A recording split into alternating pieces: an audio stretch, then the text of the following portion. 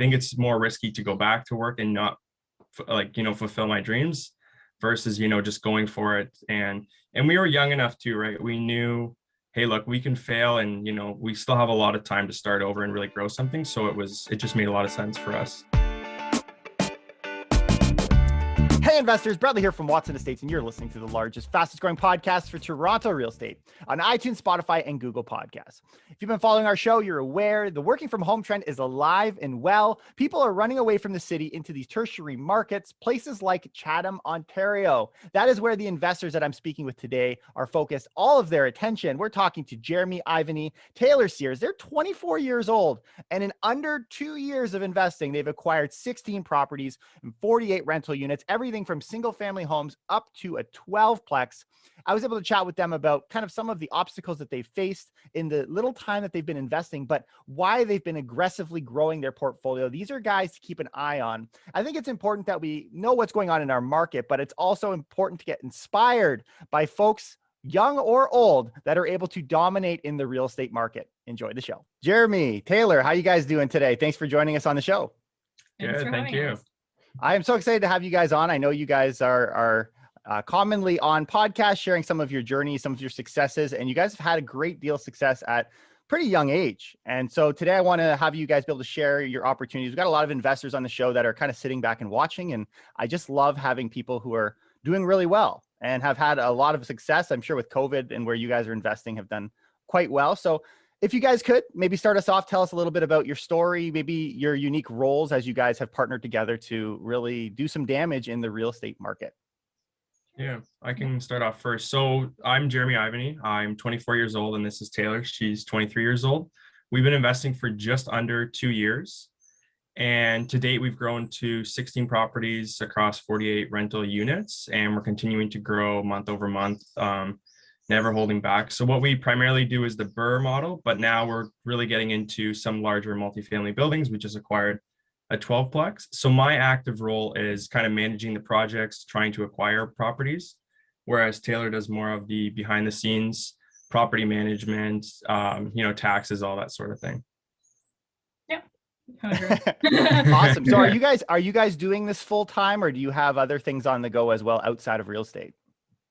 Yeah, so Jeremy does this full time now. He is an electrician, but was laid off during COVID. And when he had the opportunity to go back to work, he chose not to. So now he's doing real estate full time, and I'm working full time as a DSW. So Jeremy's in Chatham basically Monday to Friday, and then I'm just working on evenings and weekends. So is it safe to say that COVID has really ramped things up then for you, Jeremy? Because it sounds like you've gone both feet in since this all started. Absolutely. Yeah, like getting into real estate, that was my big goal, was I wanted to quit my day job. And then when getting laid off with COVID, I was laid off for 3 weeks. And then I had the opportunity throughout those 3 weeks to really see like, hey, this is very scalable when you're doing it full time, or you're putting more attention to it rather than just, on weeknights or on weekends.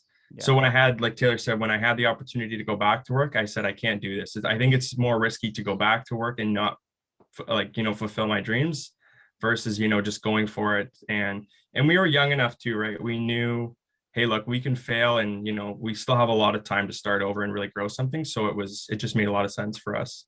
Yeah. And that's a lot of properties on the go, right? Like you said you have 14 in 2 years. 16 in 2 years. And yeah. So how many of them are you rolling at one time? Is this just a matter of really quick timelines, or are there multiple projects that you guys are managing? Yeah, I think at any given time, the most we've had on the go is 4 projects. But again, like we have really quick turnarounds with some of our renovations. I mean, for example, a house we're just completing now, it was basically a full gut back to the studs, and that was like a 10-week project. So we're moving pretty quickly with some of these renovations, which allows us to, turn over a lot of units to really help scale. Cool. All right. So you guys got to tell me what got you interested in real estate. Was it that you had the electrical background, or what kind of tipped your fancy, made you say, you know what, this is what we want to do together? Jeremy was the one that originally started to get in. I was not on the same page as him from the beginning. He was really gung-ho. I guess you can talk about how we were in Alberta. Yeah, when I was in Alberta, so when I was 18, I moved out to Alberta, and I wanted to be in a career where I could make a lot of money. So I went out and worked in the oil sands. And the person I was renting a house from, he was a real estate investor. I pretty sure he was 21 years old at the time. He had multiple properties that he rented out to everybody working in the oil fields and was making really good money. So that was like an eye-opening moment for me, realizing like, hey, we can buy these assets that are going to pay us cash flow month over month. That's really what got me interested in it. But it wasn't until we were really 21, buying our first primary residence after I moved back from Alberta.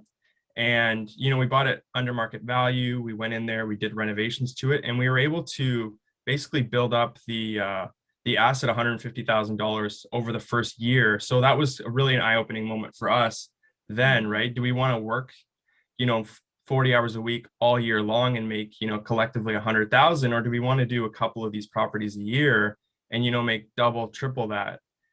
So you guys drank the juice. You got a taste of the juice. I love that. So 21 was the first, good for you guys. My first property we bought was at the age of 23.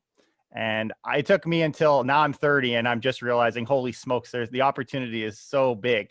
Mm-hmm. And so it's good for you to identify it so slow. And I think it's really interesting how fast you guys have grown. I'm curious, I guess, why are you so aggressive in the growth, and how, like, what are you doing differently than your counterparts, people you see around you that are growing maybe slow and steady? I'm curious to see kind of both sides, because I'm sure you guys get praised for the aggressive growth all the time. I'm curious, like, how do you sustain that? How do you, like, why so fast? Yeah. I think, well, first we were able to because we picked a market that was affordable and was scalable. So there are so many markets out there, and a lot of them are very expensive, which is not necessarily a scalable market when you're 20 years old or really at any age, depending on where you are in life. So we picked Chatham, which was a low barrier to entry. We could hold mortgages in our personal name, and we're able to hold quite a few and do the BRRRR model successfully. Yeah, and we're quite competitive people. I know, especially for myself, I just naturally, I don't try to compete with people, but naturally it's just something that happens. And so that was another thing too. But like we were saying earlier, my big goal was I want to quit my day job, from when we started to when I quit was 3 years. I had that was my timeline. I think it ended up happening 8 months after we started investing. But again, it's just like we're just very competitive people, and we always are trying to better our lives. And I mean, even now, like one of our goals is we want to, in the next 2 or 3 years, we want to be able to, have a really passive portfolio where we can kind of just do whatever we want in life. We have big travel plans. We want to have a big family. So we're trying to just set everything up now so that later in life, we don't really have to worry. So that's really why we try to grow as aggressively as possible. Freedom 28, something like that. I love it. So, I mean, that's great. I love that response, right? Like, honestly, if you go into some of these smaller, easier to enter markets, you can accomplish more quicker. Even still, I mean, any investor could tell you there is a limit, right? You eventually run out of capital, you run out of the ability to qualify. I mean, now that you're full-time as well, that makes it a little bit more challenging. So how do you continue to grow? Are you at a point where you're still able to fund these, or have you started getting a little more creative with how you build it out? Yeah, we've been really fortunate. Our market's appreciated a lot over the past 2 years, like many other markets. So naturally, properties we bought, at the beginning of our portfolio, we're now able to refinance. Really didn't even have to do any work to them, and they're like, full BRRRRs, and we're getting paid as well on the back end. So that's how we're able to fund some of our deals now. Of course, just through sharing on social media, day in, day out, naturally people, want to lend us private money. They want to do joint ventures with us. So we've done a few joint ventures. I think we have 5, and then the rest is in our personal name. Now we're able to go through credit unions to still fund some of our, or finance some of our deals. But then really after we bought our first and second property, we ran out of money. And then we bought our third property, not even really realizing, we just had the bug. We're like, this is so cool. Let's keep buying more properties. We didn't even have the money. So that was like our first time we had to borrow capital to fund one of the deals. And it ended up being a really good burst. So then we realized, hey, look, if we can purchase these properties under market value, go in there, renovate them quickly, rent them out, refinance them, it's a very scalable model. So yeah, absolutely. I think at this point, we've realized, like, obviously you are running out of money and mortgage qualification. So in terms of mortgage qualification, we kind of shifted into more joint ventures. In terms of money, we're kind of focusing on how to get more active income rather than just passive through BRRRRs. or long-term rentals. So focusing on a couple flips, some wholesales, coaching, Yeah. getting a little more active in A that little sort bit of everything. Now, you guys are in only Chatham, or are you stretched out as well? Specifically Chatham, and I Yeah. think it will stay like that for the foreseeable future because we like to, and this is something we talk to a lot of our coaching students about is if you're the expert in one market, anytime a good deal comes up, people are going to think of you naturally. I mean, we don't even need to be subscribed to wholesalers list, and anytime a deal comes out, we have 4 or 5, sometimes even 10 emails, people, just sending it our way, just saying, hey, did you see this deal? So that's why we like to stay the experts in our market. Yeah. And then we can really identify a good deal when it comes up. So anytime that I'm going to look at off-market deals, um, because we're not in various markets, I understand what a duplex in this area is going to sell for. I understand what a triplex in the better area is going to sell for, right? We're the experts, so we're able to make more quick, more calculated decisions versus people who are just kind of spread out. Cool. Yeah, I can see that totally. Okay, so you quickly, as in your last answer, you were saying you make other money on the back end. I'm curious what that kind of looks like as you're rolling these projects. Where does that come from specifically? Is that from the renovation? Are you managing the reno? Are you on the property management side? Like, what other things are happening that's also generating income beyond just equity through these BRRRRs? Yeah, so I'm really active on a lot of the renovation projects too. Even basically up until now, I'm still there day in, day out, working on some of these renovations. So we're able to save a lot of money on that. We property manage all of our own properties. So again, we're able to save on that in that respect as well. And then again, we're finding a lot of these properties, significantly under market value because we're doing a lot of off-market deals. I want to say our last 7 deals have all been off-market. So primarily at the beginning, we were doing a lot more MLS because off-market seemed, out of reach. It seemed like something we might not be able to do. But then obviously naturally, just becoming more involved in the city, meeting other people, we're able to find a lot of good deals. So, well, let's dig into that a little bit. So where are you locating them? Are they getting, because you mentioned wholesalers, so I'm guessing wholesalers is one avenue. And especially with COVID, like how have you been able to network with folks to find access to these properties? Like what are the rocks that you're looking under to find them? So we haven't actually bought any from a wholesaler. No. We've so MLS was our main at the beginning, and then since then flyering has probably been like our main source. And then just networking, like we'll pay someone a finder's fee if a property manager gives us a lead, we close on it, or even if they get us into a property, we'll pay a little bit of finder's fee to the property manager. And in Chatham, I felt like a lot of people, like COVID is very different in Toronto than it is in Right. small towns, right? So people are still okay with you walking through their house with a mask on. There wasn't as much of like that fear in Chatham, I found. So Yeah, but money talks. So one of the ways we've been generating a lot of leads lately is through property managers. And just saying we'll pay you a really aggressive finder's fee if you just connect me with some of these properties. So for example, going back just 3 weeks, my realtor reached out to me, I think just to like, just bug me a little bit and said, hey, Jeremy, you haven't been getting any off-market leads lately. And this was like, I had like 2 weeks where I couldn't find anything.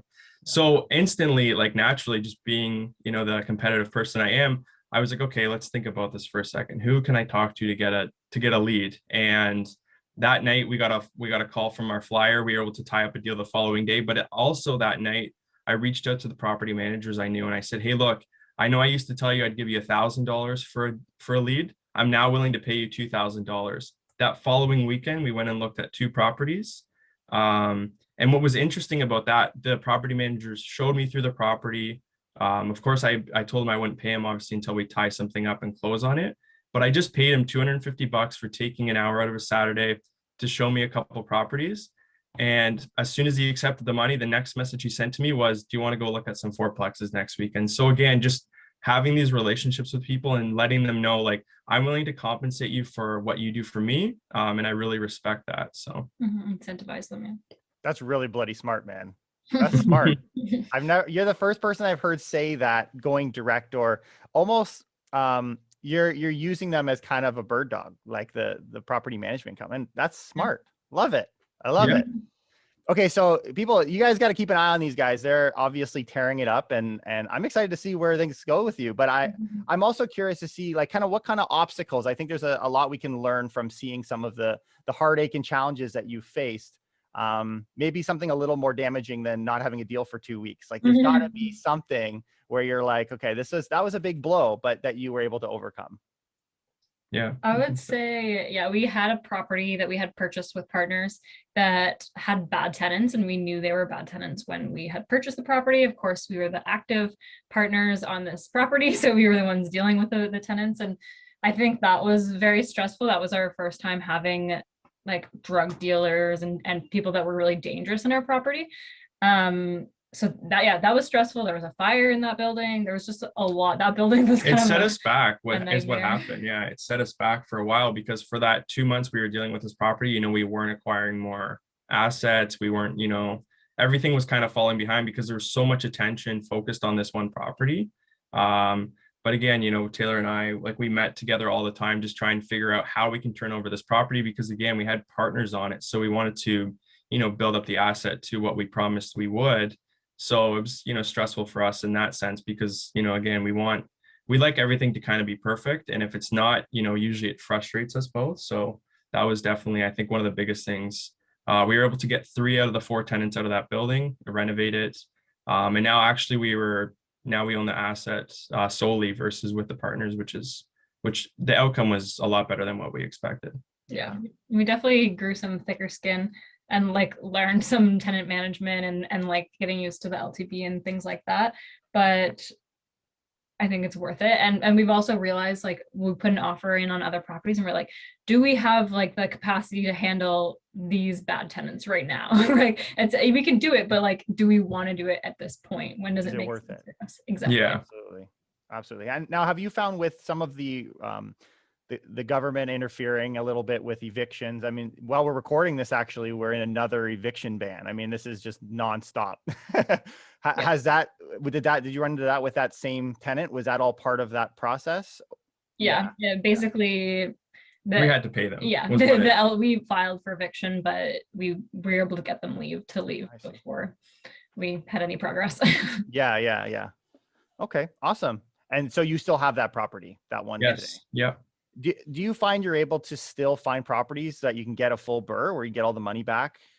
Absolutely. Today? You're still able to make that happen, eh? Absolutely. Awesome. Yeah. So as you've grown, I'm curious, what are some of the biggest things? Like obviously you guys have each other, but what are some of the biggest things that have supported you? Like I know, though I wasn't doing the type of deals you guys are doing at your age, I started my real estate career at that time. And I know being young seemed to be a liability. I mean, you work with what you've got, but I'm wondering if these pressures are there, and what have been some of the big factors that have really pushed you and kind of kept that competitive nature going, Yeah. One of the things that's been, I think, instrumental, and we try and tell everybody that we can about this, is we had big goals coming into this year. And really what that looked like is we broke it down into quarters. And then what we tried to do is break it down into weekly actions to meet these goals. And midway through January, we both kind of were talking with each other. And we said, we're not really, we're not pushing towards these goals as aggressively as we should. So Taylor had this idea where every Saturday, let's get together for an hour, hour and a half, 2 hours. Let's discuss all of our quarterly goals. And let's discuss, what do we need to do next week to push us one step closer. So that has been instrumental. Like some of our goals was we wanted to do our first wholesale deal in the first quarter. We did 4. We wanted to buy 1 or 2 properties. We bought 4. So again, just because we were on top of each other every single week, we had specific actions we had to complete. That's definitely been the biggest thing, I think, for us. And going forward, I think it's going to still be the biggest thing for us. Yeah. You guys are focused. I can tell you're focused. Now you mentioned you're getting into multis. You bought a 12-plex. So what comes next? Like, where do we go from here? Are you guys still doing residential? Are you focusing strictly on commercial apartments only, other types of commercial? Really, we're just anything that's a deal at this point, we want to acquire. We understand our market well enough to, if there's a good deal, we're not just going to let it go by. I mean, like I said, we did do a couple wholesales, so there has been times where we've let go of some assets, but As long as it's within like something we're comfortable with, like a flip or a duplex that's under market value or a fourplex under market value, we're still going to pick them up. We are trying to focus more of our attention on some of the larger assets because, having a lot of these converted dwellings, there's always issues within these buildings. So, I mean now switching it over to the larger multifamily space, some of these purpose-built buildings, you realize those issues don't happen in these buildings. So that's really where we're trying to focus our attention. But yeah. Awesome. Okay, guys. Well, this has been really cool. And I love seeing folks out there that are killing it and doing a really good job out there. And no, I'm sure people are listening and they're saying, wait, I want to invest in Chatham, or they have questions about the market, because a lot of our listeners are closer to downtown. And I think you struck a chord with some people when you said, you know what, you can get started faster in these outskirt communities. Mm-hmm. So where can people find you? And if they have questions or want to connect with the two of you, where are they best to reach you? I think definitely Instagram. That's where I'm most active, and I think Taylor is as well. So my Instagram handle is Jeremy Ivany. You'll see my page of it's all renovations and all that good stuff. So you can't miss it. Yeah, mine's TAYLJEAN, and you can also email us at tjrealestate@hotmail.com. Awesome, guys. It's been really cool. Really appreciate you taking time to come and teach us a little bit about some of the things going on, and I look forward to watching you the next few years. And we'll celebrate your retirement in the next few years. Awesome. Yeah. Thanks for having us on. All right. Take care.